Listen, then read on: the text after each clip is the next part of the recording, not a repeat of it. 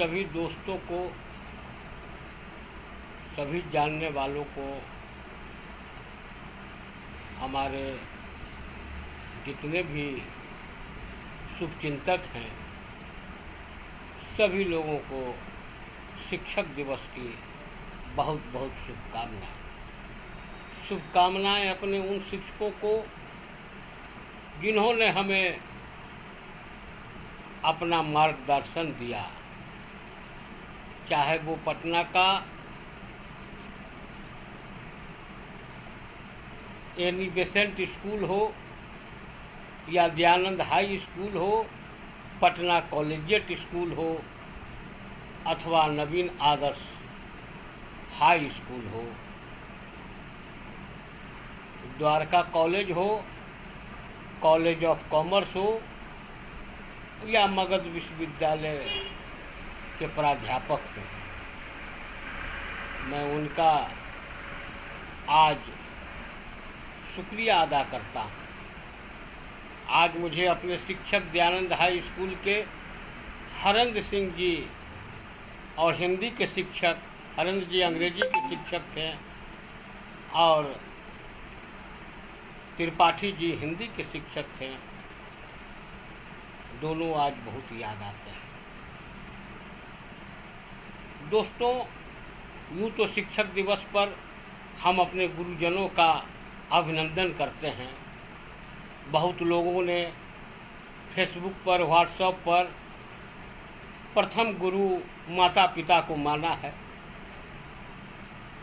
लेकिन किसी भी बच्चे का अगर प्रथम गुरु कोई है तो उसके दादा दादी हैं। यूँ तो मैं अपनी दादी से बचपन से ही महरूम रहा। मैं क्या, मेरी माँ ने भी अपनी दादी को और मेरी दादी को नहीं देखी। दो गुरु होते हैं बचपन के, दादा दादी, नाना नानी। नानी तो मुझे अपनी हल्की हल्की याद भी है, नाना तो मेरे माँ को भी याद नहीं है। मेरे बाबा सूरतलाल दास भी एक मास्टर थे। कोठिया मधुबनी ज़िले में कोई गांव है, वहीं पर स्कूल में वो प्रिंसिपल थे। अब हाई स्कूल में थे कि मिडिल स्कूल में थे ये मुझे नहीं ज्ञात है, लेकिन थे। बचपन में उनके द्वारा दरवाजे पर गांव के तमाम बच्चों को, चाहे वो किसी भी जाति के हो, अपने दरवाजे पर बैठकर पढ़ाना उनका मकसद रहता था। सवेरे इतने बजे से इतने बजे तक, दोपहर में इतने बजे से इतने बजे तक वो पढ़ाते थे। यूँ तो मैं और कई स्कूलों को भी देखा। अपने गांव के मधेपुर के जवाहर उच्च विद्यालय में भी कुछ दिन शिक्षा ग्रहण किया। वहाँ के भी कई शिक्षक आज भी हमें मिलते हैं, अब बहुत एजेड भी हो गए हैं। गांव के अंदर ही एक गांव में भी एक स्कूल है, अब उसको हम लोग सूरी स्कूल के नाम से कहते हैं। अपने नानी गांव चिचरी में जब मैं रहा तो राजनगर रामेश्वर उच्च विद्यालय है, संभवतः वहाँ भी मैं महीनों उस स्कूल में भी जाने का काम किया। तो स्कूल जाना, वहाँ की शिक्षा लेना, ये तो है। लेकिन मैं आज के दिन अपने बाबा को मैं नमन करता हूँ और अपना शिक्षक मैं उन्हीं को मानता हूँ। पिताजी मेरे सुबह 7 बजे निकलते थे, शाम के समय में आते थे और सबसे एक आइडियल चिल्ड्रन हाई स्कूल चिड़ैया टार पटना में हुआ करता था। उसकी प्राध्यापिका, उसकी व्यवस्थापिका उषा रानी थी, जो हम लोगों की बचपन की भी टीचर थी। अभी वो दिल्ली या जयपुर में रह रही हैं, मैं उनको भी याद करता हूँ। याद करता हूँ अपने उन टीचरों को भी जो मैं लगातार लगभग 10 वर्षों तक पटना में कंकरबाग में निःशुल्क कोचिंग चलाया। उसमें भी जो शिक्षक आते थे, अवधेश बाबू थे, टीपीएस कॉलेज के, द्वारका कॉलेज के भी कई टीचर थे, कॉमर्स कॉलेज के भी सुबोध शरण जी थे। मैं उन लोगों को भी याद करता हूँ। और जो उस कोचिंग में रहने वाले छात्र छात्राओं को पढ़ाते थे मेरे मित्र, जिसमें एक अशोक कर्ण जी अब इस दुनिया में नहीं रहें। आज मैं फेसबुक के माध्यम से उनको भी नमन करते हुए अपने दोस्त मधुबनी में भी अभी वो एक सरकारी स्कूल में शिक्षक है, मनोज दत्त को भी मैं याद करता हूँ। शिव वल्लभ भी हम लोगों के थे, उसको भी मैं याद करता हूँ। अनेकों गणक लोग थे जो आते थे, पढ़ाते थे, चले जाते थे। तो शिक्षक का काम होता है पढ़ाना। लेकिन साथियों, आज की जो शिक्षा की स्थिति है उसमें मुख्य रूप से तीनों लोग जिम्मेवार हैं। शिक्षक भी जिम्मेवार हैं, छात्र भी जिम्मेवार हैं, उनके अभिभावक भी जिम्मेवार हैं।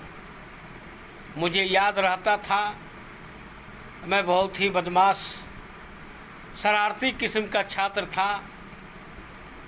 हिंदी के महान उनकी किताबें भी कई जगहों चल रही है। डॉक्टर जयदेव पटना कॉलेजिएट के प्रिंसिपल हुआ करते थे। मैं उस स्कूल जाता था। शरारती मैं इतना था कि एक बार उनकी मैं धोती खोल के भाग गया था। नतीजा मुझे बहुत मार पड़ी थी। मुझे उस स्कूल से हटाया भी गया था। बाबूजी भी मुझे बहुत मारे थे, मुझे याद है अभी भी। बाबूजी हम अपने चाचा को कहते हैं, अब वो दुनिया में नहीं हैं। लेकिन उसमें शिक्षक का जो रूप होता है, उस रूप को मेरे बाबा ने ही क्लियर कराया और मुझे फिर दयानंद हाई स्कूल में नाम लिखवाया। वहाँ भी मैं शरारत के कारण उस स्कूल को भी मुझे छोड़ना पड़ा और मैं नवीन आदर्श स्कूल में लिखाया। वहाँ के प्रिंसिपल राम लखन सिंह थे। अब वो भी इस दुनिया में नहीं है। उनके लड़के भी उसी में टीचर थे। उनसे यदा कदा भेंट होते ही रहती है। उस स्कूल में मैं जब था तो मैं पहली बार प्रिंसिपल साहब ने मुझे किसी बात को लेकर दंड दिया था। मैं उनके रूम में गया था। उनके कोट में उस समय 100 रुपया मैं निकाला था और अपने कुछ मित्रों के साथ, वो मित्र भी आज एक जज हैं, एक डीएसपी है, एक बैंक में पीओ है, 2 मेडिकल फार्मा चला रहे हैं, एक बहुत बड़ी पटना में इंस्टीट्यूट भी चला रहे हैं। ये सब मित्र जो थे, सौभाग्य कर मैं पटना में एल्फिस्टन सिनेमा था, उसमें जाकर पहली बार मैंने फिल्म देखने का काम किया था। फिल्म का नाम था राजकुमार। और उस फिल्म में हम लोगों ने सबसे आगे के सीट में जो 90 पैसा का टिकट था उसमें बैठा था। और मुझे याद है कि वहाँ सिंघारा और चाट सिंघारा और प्याज वहाँ मिलता था। 4 सिंघारा संभवतः 4 आना में देता था। हम 6 लोगों ने सिंघारा वहाँ जमकर खाया था। ये दूसरी बात थी कि आने के बाद स्कूल में भी मार पड़ी, घर में भी मार पड़ी। लेकिन आज तक शिक्षकों ने मुझे पीटा, कभी भी मेरे अभिभावक ने स्कूल में जाने का काम नहीं किया। लेकिन आज की स्थिति यह है कि अगर शिक्षक थोड़ी सी तेज़ी से भी बोल दे तो अभिभावक भी स्कूल में पहुंचकर करने लगते हैं।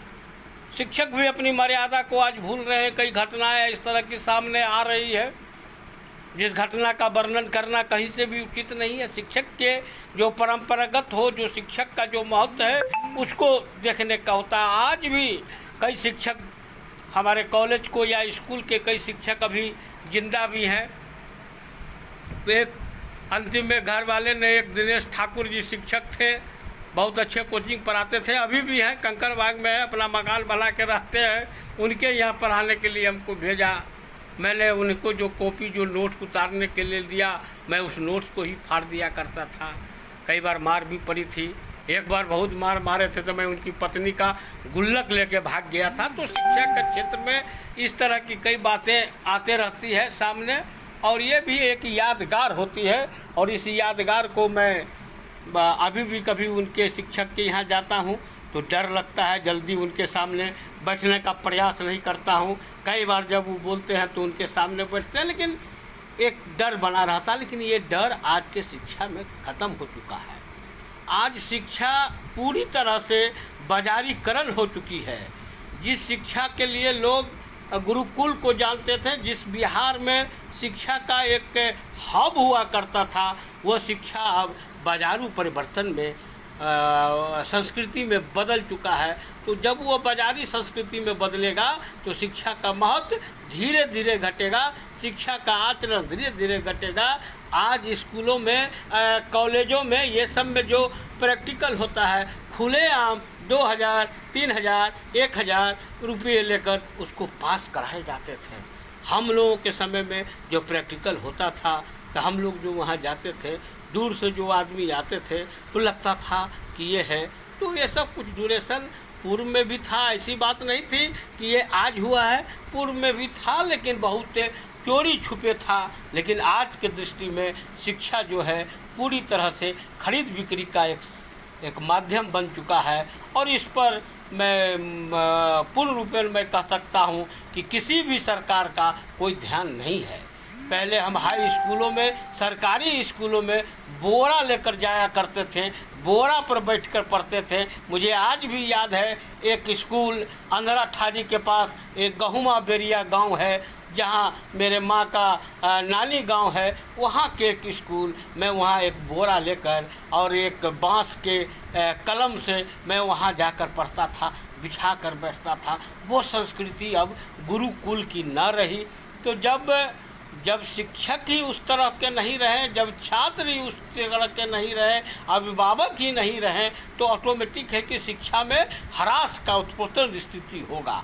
आज का छात्र ही कल का शिक्षक होता है। तो जिस तरह से आज वो उसे हम शिक्षा दे रहे हैं और अभिभावक इसमें सम्मिलित हैं, तो वो आगे उसी तरह की शिक्षा का होगा। वही हाल है कि धीरे धीरे शिक्षा का नैतिक स्तर इतना गिर चुका है कि हम लोगों को भी समझ में नहीं आता है। आज छोटे बच्चे का भी आप एडमिशन कराने जाइए, 40,000, 35,000, 50,000, पटना के अंदर, दिल्ली उल्ली में तो 1 लाख, 1.5 लाख रुपये भी मैंने जो नामचीन स्कूल नहीं है उसमें एडमिशन में लगते हैं। तो जब शिक्षा बाजारू प्रवृत्ति पर आ जाएगी तो शिक्षा का हाल यही होगा। एक समय जब मेरे गांव के स्कूल जवाहर उच्च विद्यालय में दूर दूर के गांवों के लोग आकर शिक्षा ग्रहण करते थे। कई IAS IPS वहां से पढ़ाई करने के बाद निकले हुए हैं। आकर हम लोग के दरवाजे पर लोग रहते थे, गांव के अंदर रहते थे दूसरे गांव के लोग। तो वो हाई स्कूल और आज के हाई स्कूल में ज़मीन आसमान का अंतर आ चुका है। आज के मध्य विद्यालय और उस समय के मध्य विद्यालय, प्राइमरी स्कूल, इसके में भी बहुत आ गया। इसके लिए आखिर दोषी कौन है, इस पर आज गहन चिंतन करने की ज़रूरत है। शिक्षक दिवस के अवसर पर हम कोई बहुत बड़ा कार्यक्रम कर लें, 10 शिक्षकों को सम्मानित कर दें, 5 छात्रों से फूल ले लें, ये शिक्षक दिवस की सार्थकता नहीं रह गई है। आज ज़रूरत है कि हम जो शिक्षा जो आज व्यापार की परिस्थिति में चला गया है, उसको हमको देखने के लिए कि उसमें क्या हो सकता है, कहाँ हो सकता है। हम क्यों नहीं अपने अंदर के, अपने क्षेत्र के हाई स्कूलों की स्थिति को ठीक करने की दिशा में पहल करें। हम क्यों नहीं अपने क्षेत्र के जो मिडिल स्कूल हैं वहाँ की हम बात करें। वहाँ टीचर अगर नहीं है, अगर छात्र नहीं है, तो फिर छात्र वहाँ क्यों नहीं जाए। क्यों नहीं उस स्कूल को बंद करके सारे स्कूलों को निजीकरण की दिशा में हम ले जाएं कि वहाँ जब उसकी व्यवस्था होगी लोग पढ़ेंगे। आज गरीब बच्चे उसी स्कूल में पढ़ रहे हैं, जिनके पास नहीं है वो भी उसी स्कूल में पढ़ रहे हैं। लेकिन जो इधर की परिपाटी मैं देख रहा हूँ कि कि जितने भी लोग हैं, चाहे वो रिक्शा चालक हों या ठेला चालक हों या सब्जी बेचने वाले मजदूर भाई हों, आज उनके भी बच्चे किसी न किसी निजी विद्यालय में जा रहे हैं।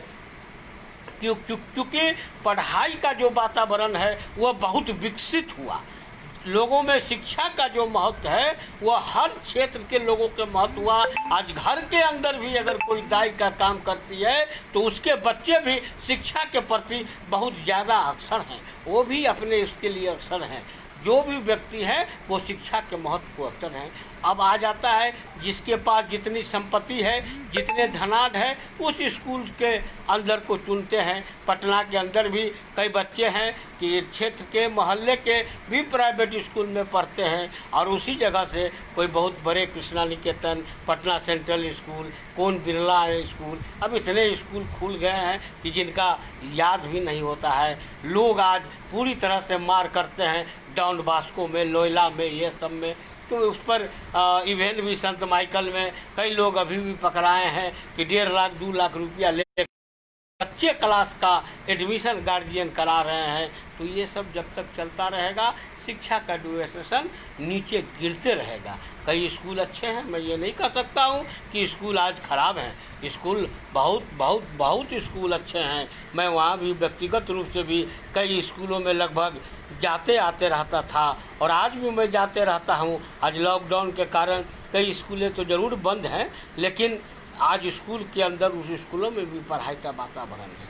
लेकिन आज हर स्कूल से जब तक घर में शिक्षक की भूमिका अभिभावक नहीं निभाएंगे अपने बच्चों को साथ, तब तक जो है शिक्षा का कोई महत्व नहीं रह सकता है। या हम उसे बहुत बड़े स्कूल में ही डाल दें, उससे नहीं मतलब है। आज बच्चों को हॉस्टल में डाल दिया जाता है क्योंकि गार्जियन के पास समय का कमी है। अच्छी बात है, हॉस्टल का भी वातावरण होना चाहिए, बच्चों में अलग रहने की प्रवृत्ति भी होनी चाहिए, जो कि आगे वही स्थिति होता है कि वो बच्चे जो हैं ज़्यादातर अपने परिवार के साथ माता पिता से अलग भी हो जाते हैं। तो ये भी चीज़ है। तो सबसे पहले हमारा अभिभावक वर्ग से आग्रह रहेगा कि अपने बच्चों के शिक्षा के प्रति देखें। आप पति पत्नी देखें वो पढ़ाई का क्या वातावरण है। आपके पास समय नहीं है तो पत्नी समय दे। घर में अगर बड़े बड़े लड़के हैं वो हैं तो वो अपने बच्चों को पहले वहाँ देखें स्कूल में क्या पढ़ाई हो रही है, क्या उसने जवाब दिया है, क्या उसका है। तो इस सब तरह पर भी खामियां हो। अगर अभिभावक इस दिशा पर सोच लें तो आने वाले समय में शिक्षा का महत्व जो है बहुत ज़्यादा बढ़ सकता है। अब दूसरी बात आप चले आइए छात्र तो एक अणुबम के समान है। हम छात्र को कोई गलती नहीं दे सकते हैं। छात्र जो शुरुआती छात्र का जीवन है एक अणुबम के समान है। उसे अगर उस अणुबम को जिस तरह हम मरुस्थल पर फेंक कर उसको हम हरा भरा कर सकते हैं, तो जहां भीड़ भाड़ इलाका में फेंक कर हम उसको बर्बाद कर सकते हैं। तो छात्र तो एक अणुबम है। अब उसको शिक्षा देना का, उसके सहनशीलता का, उसको रखने का, उसको बताने का कार्य तो सबसे पहले अभिभावक को ही करना होगा, उसके बाद ही शिक्षक को होगा। शिक्षक का जो ड्यूरेशन हो रहा है उस पर भी शिक्षक समाज को आज सोचने की ज़रूरत है। शिक्षक संगठनों से का मैं कोई विरोध नहीं करता हूं, लेकिन शिक्षक संगठनों को भी चाहिए कि जो पढ़ाई का जो वातावरण है आप हड़ताल जरूर करें, लेकिन पढ़ाई के वातावरण को मजबूत करें, बच्चों को दें। आप स्कूल के अंदर अगर उनको पढ़ाते नहीं है तो अपने घर के अंदर उनको भी लाने का काम करें। शिक्षक की जो भूमिका होनी चाहिए वो शिक्षक की भूमिका मेरे विचार से अपने आंदोलन के साथ भी उनको करने की आवश्यकता है। और आंदोलन के साथ अगर शिक्षकों को सड़क पर ही किनारे में पढ़ाएं। आप चले जाइए कंकड़बाग में, और मैं लोगों से आग्रह भी करूंगा कि जो पटना में रहते हों तो ज़रूर कंकड़बाग लोहिया नगर पोस्ट ऑफिस के पास जाएं। कंकड़बाग थाना के रूट के आप वहाँ जाएंगे तो आपको शाम के समय में इतने बच्चे वहाँ पर पढ़ते हुए मिलेंगे और पढ़ाने वाले भी IITian हैं। ऐसी बात नहीं है कि एक सब बड़े बड़े अच्छे तेज स्टूडेंट वहाँ पढ़ाते हैं। ऐसे पटना में कई जगह चल रहा है, हम लोगों ने भी 2 जगह चलवाया तो चल रहा है, लोग जा रहे हैं। तो शिक्षा की महत्व को समझेंगे। मैं अंत में अपने शिक्षक भाइयों से जो शिक्षा के क्षेत्र में है उन लोगों को भी भाई ऐसे मैं करूँगा कि आप आंदोलन को सेकेंड वेटरनरी रखें, द्वितीय प्राथमिकता रखें, पहली प्राथमिकता बच्चों को शिक्षा देने का आप दें। अगर ये आपकी स्थिति रहेगी, आप बच्चों को पहले शिक्षा देंगे, जो उसका समय है उस समय के टाइम पर आपका जो वो आएगा तो उस पर जो आप देंगे तो इस तरह से आप जो है तो कर सकते हैं। और उसमें जो है तो आपको आने वाले समय में अभिभावकों का भी साथ मिलेगा। तो समाज का साथ मिलने के लिए आपको बच्चों पर ध्यान देने की आवश्यकता पड़ेगी। आज शिक्षक दिवस है, आप सभी शिक्षक कोई आंदोलन कर रहे होंगे, आज के दिन कोई धरना कर रहे होंगे, कोई प्रदर्शन कर रहे होंगे, कोई पुलिस से भिड़ रहे होंगे। तो लेकिन आज के दिन शिक्षक दिवस जो अपने सर्वपल्ली राधाकृष्णन जो अपने देश के द्वितीय राष्ट्रपति थे उनके याद में मनाया जाता है, तो उनके याद में कर आपके आंदोलन करना शिक्षक दिवस के अवसर पर कहीं से भी उचित नहीं है। मैं भी मानता हूँ कि शिक्षक जब तक भूखा है ज्ञान का सागर सूखा है। मैं भी इसी लड़ाई को लेकर मुझे याद है कि मैं ये बात आपको 91-92 में मैं उस समय भी शिक्षकों के आंदोलन में मैं साथ हुआ रहा करता था और मैं भी यही नारा दिया करता था कि जब तक शिक्षक भूखा है ज्ञान का सागर सूखा है। लेकिन जब ज्ञान का सागर ही सूख जाएगा तो शिक्षक कहाँ से बचेंगे? तो शिक्षक सबका कोई परिकल्पना ही नहीं होती है। आप आंदोलन जरूर करें, आपके आंदोलन जायज़ हैं, मैं ये भी मानता हूँ। और मैं सरकार से भी आग्रह करूँगा कि उनकी जो मांगे हैं, जायज़ मांगे जो हैं, उस जायज़ मांगे को पूरा करने की दिशा में वो सही ढंग से पहल करें, जिससे कि शिक्षकों की भी जो मांगे हैं वो मांगे पूरा हो सके। और लेकिन शिक्षक दिवस के दिन शिक्षकों को कभी भी आंदोलन नहीं करना चाहिए, ये मेरा व्यक्तिगत विचार है। आप गुरुजन हैं, आप चाहे हमें पढ़ाए हो या न पढ़ाए हो, आपका दर्जा गुरु के समान है, तो आपको हम गुरु ही मानते हैं। एक चीज़ मैं और आपको कहना चाहूँगा कि आप लोग भी नज़र रखें, इसी प्रेस और मीडिया के द्वारा कई टीवीओ चैनलों पर ये चीज़ दिखाया जाता है कि जब किसी शिक्षक को पूछा जाता है कि एप्पल लिखिए तो वो एप्पल नहीं लिख पाते हैं। जब उनको किसी नाउन प्रनाउन वोकैबुलरी के बारे में पूछा जाता है वो नहीं बता पाते हैं। और जब वो गणित के बारे में कोई सवाल किया जाता है तो वो नहीं बता पाते हैं। अगर ऐसे शिक्षक को जानकारी अगर आप अखबारों में पढ़ रहे हो, टीवी चैनलों पर देख रहे हो, तो हम शिक्षक संघों से भी आग्रह करेंगे कि ऐसे शिक्षक को सरकार से बर्खास्त करवाने की दिशा में भी पहल करिए कि जब शिक्षक को अपने ही जानकारी नहीं होगा तो हमारे बच्चों को क्या जानकारी दे सकते हैं। इस दिशा में भी आपका एक पहल होना चाहिए। बाकी जो शिक्षकों की जो मांग है उस मांग के बारे में मैं कुछ नहीं कह सकता हूँ, मैं कोई सरकार नहीं हूँ। आपकी बातें हैं, आप कोई आदमी सड़क पर मार्च निकाल रहे हैं, कोई आदमी चौराहे को जाम कर रहे हैं, कोई मंत्री का घेराव कर रहे हैं, ये पूरा कर रहे हैं। लेकिन सरकार की भी कार्य करने की अपनी क्षमता है, अपनी स्थिति है, अपने स्थिति में वो कर रही है।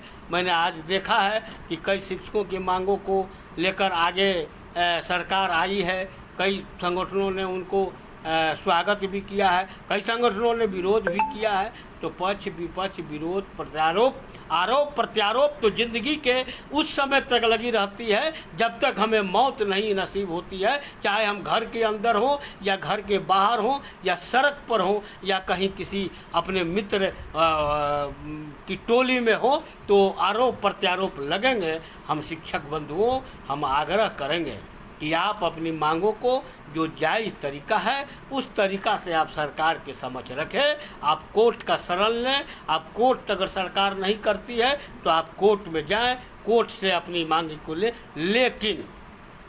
लेकिन विद्यार्थियों का, छात्रों का, बच्चों का पढ़ाई बाधित ना हो, ये भी आप मैनिफेस्टो में लाएं। उस पर आप कैसे अमल करेंगे इस अमल को भी सोचें। अगर आपने इस पर अमल करना सोच लिया तो यही सबसे बड़ी सर्वपल्ली राधाकृष्णन जी के प्रति सच्ची श्रद्धांजलि होगी।